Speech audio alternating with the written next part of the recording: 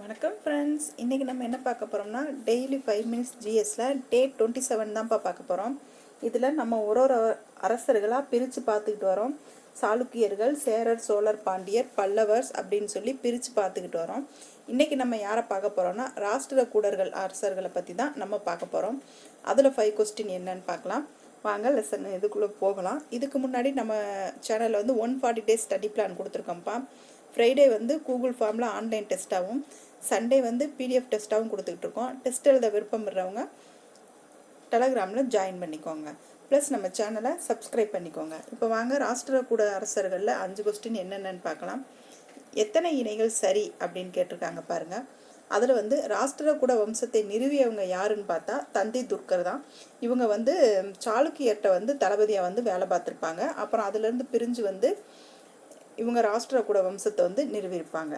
ராஷ்டிரகூடர்களோட தாய்மொழி என்னவா இருந்துச்சு அப்படின்னா கன்னடம் தான் அவங்களோட தாய்மொழி. ஏன்னா அவங்க கர்நாடகா பகுதி, இப்போ மைசூர்னு சொல்கிறாங்கல்ல, அந்த பகுதியை வந்து அவங்க ஆட்சி செஞ்சுக்கிட்டு இருந்திருப்பாங்க.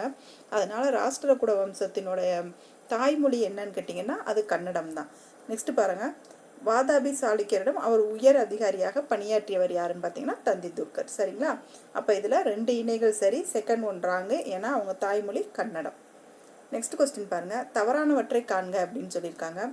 முதலாம் கிருஷ்ணர் வந்து தந்தி துர்க்கரை அடுத்து வந்து பதவியேற்றவர். இந்த ராஷ்டிரகூட வம்சத்தில் தான் அந்த முதலாம் கிருஷ்ணர் வருவாங்க. அவங்க தந்தி துர்க்கர் அப்படிங்கிறவங்களுக்கு அடுத்து வந்து அவங்க பதவிக்கு வந்தாங்க.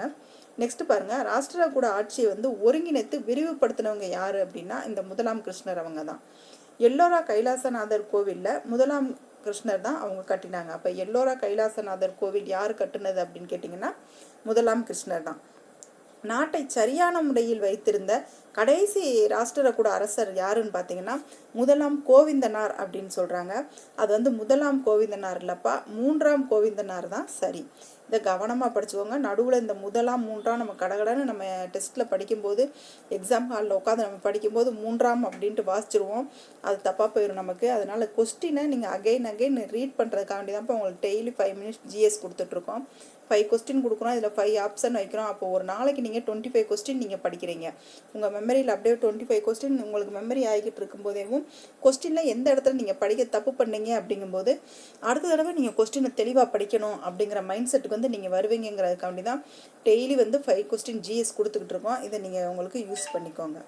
நெக்ஸ்ட்டு பாருங்கள், இது பார்த்துட்டீங்கல்லப்பா, நாட்டை சரியான முறையில் வைத்திருந்த கடைசி ராஷ்டிரகூட அரசர் யாருன்னு பார்த்தீங்கன்னா 3ஆம் கோவிந்தனர். நெக்ஸ்ட் கொஸ்டின், தவறான இணையை கண்டறிய பாருங்கள். ராஷ்டிரகூட அரசர்கள் தலை சிறந்தவர் யாருன்னு பார்த்தீங்கன்னா அமோகவர்ஷன். முதலாம் கிருஷ்ணர் வந்து நாட்டை விரிவுபடுத்தினாங்க. ஆனால் அதில் தலை சிறந்தவங்க யாருன்னா அமோகவர்ஷன். மானிய கோட்டாவில் புதிய தலைநகரை உருவாக்கியவங்க யாருன்னா இவங்க அமோகவர்ஷன் தான். ஜூனசேனர் அப்படிங்கிற சமண துறவியால் வந்து இந்த அமோகவர்ஷன் அவங்க வந்து பௌத்தத்தை தழுவிருக்க மாட்டாங்க, சமணத்தை தான் தழுவிருப்பாங்க. ஏன்னா ஜீனசேனர் அப்படிங்கிறவங்க ஒரு சமண துறவி, அதனால அவங்க சமணத்தை தான் தழுவிருப்பாங்க. அமோகவர்ஷருக்கு பின்னர் அவரது மகன் 2ஆம் கிருஷ்ணர் வந்து அரசனானார். இந்த 2ஆம் கிருஷ்ணர் தான் இவங்க வந்து தோற்கடிச்சிருப்பாங்க. ராஷ்டிரகூடர்களில் 2ஆம் கிருஷ்ணர் வந்து இவர் யார்கிட்ட பார்த்து ஒத்துருப்பாரு, பராந்தக சோழன்ட்ட ஸ்ரீவல்லம் அப்படிங்கிற போரில் வந்து இந்த 2ஆம் கிருஷ்ணர் வந்து தோற்று போயிருப்பார். சரிங்களா? அப்போ இந்த 2ஆம் கிருஷ்ணர் யார் அப்படின்னு பார்த்தீங்கன்னா அமோகவர்ஷனுடைய பையன் தான் 2ஆம் கிருஷ்ணர். அப்போ இதில் எது ராங்கன்னா தேர்ட் ஒன்று தான் பாருங்க, அவர் வந்து சமணத்தை தழுவியிருப்பார். நெக்ஸ்ட் கொஸ்டின் பாருங்கள், கிபி 916 பராந்தக சோழனால் வல்லம் போர்க்களத்தில் தோற்கடிக்கப்பட்டவர் யாருன்னு பார்த்தீங்கன்னா 2ஆம் கிருஷ்ணர். ராஷ்டிரகூட வம்சத்தில் திறமை வாய்ந்த கடைசி அரசர் யாருன்னு பார்த்தீங்கன்னா 3ஆம் கிருஷ்ணர். 3ஆம் கிருஷ்ணர் யாருன்னு பார்த்தீங்கன்னா திறமை வாய்ந்த கடைசி அரசர். திறமை வாய்ந்த அரசர் யாருன்னு பார்த்தீங்கன்னா அமோகவர்ஷன். பேரரசை விரிவுபடுத்தினது யாருன்னா முதலாம் கிருஷ்ணர். ஸ்ரீவல்லம் போரில் தோற்கடிக்கப்பட்டவர் யாருன்னா 2ஆம் கிருஷ்ணர். இதை ஃபுல்லாக நீங்கள் பார்த்து கவனமாக ஞாபகம் வச்சுக்கப்பா. படிக்கும்போது உங்களுக்கு ஒரு மாதிரி இருக்கும். ஒரு 2 டைம்ஸ் படிச்சிட்டிங்கன்னா இவங்களுக்கு பிறகு இவங்கன்னு நமக்கு ஈஸியாக மனசில் நின்றுடும். ஏன்னா இவங்க நமக்கு ராஷ்டிரகூடர், சேர, சோழர், பாண்டியர்கள் எல்லாமே நமக்கு தெரிஞ்ச பேராக தான் இருக்கும். அதனால் அது அவ்வளோவா நமக்கு கன்ஃபியூஸ் ஆகாது. நெக்ஸ்ட் பாருங்கள், சோழர்களை தக்காலம் போர்க்களத்தில் தோற்கடித்து தஞ்சாவூரை கைப்பற்றியவர் யாருன்னு பார்த்தீங்கன்னா 3ஆம் கிருஷ்ணர். ராமேஸ்வரத்தில் கிருஷ்ணேஸ்வரர் அப்படிங்கிற கோயிலை கட்டினவங்க யார் அப்படின்னு பார்த்தீங்கன்னா 3ஆம் கிருஷ்ணர். இது எல்லாமே சரிதான்ப்பா. நெக்ஸ்ட் கொஸ்டின் பாருங்கள், கன்னட இலக்கியத்தில் 3 ரத்தினங்கள் அப்படின்னு 3 கவிஞர்களை சொல்லுவாங்க. அவங்க யாருன்னு பார்த்தீங்கன்னா ஆதிகவி பம்பா, ஸ்ரீ பெட்னா, ரன்னா இவங்க 3 பேருமே கன்னட இலக்கியத்தின் 3 ரத்தினங்கள் அப்படின்னு அறியப்படுறவங்க. நெக்ஸ்ட் கவிராஜ மார்க்கம் அப்படிங்கிற நூலை யார் எழுதினான்னா அமோகவர்ஷன். திறமை வாய்ந்த அரசன் பார்த்தோம்னா அந்த அரசன் தான் அமோகவர்ஷன். அவங்க தான் கவிராஜ மார்க்கத்தை எழுதியிருப்பாங்க, கன்னட மொழியில எழுதியிருப்பாங்க. நெக்ஸ்ட் பாருங்க, ஆதிபுராணம் விக்ரமார்ஜுன விஜயம் அப்படிங்கிற நூலை யார் எழுதினான்னா ஆதிகவி பம்பா. இந்த ஆதிபுராணம் ஆதிகவி பம்பான்னு சேர்ந்த மாதிரி ஞாபகம் வச்சுக்கோங்க. இவங்க இந்த 2 நூலையுமே இவங்க தான் எழுதினாங்க.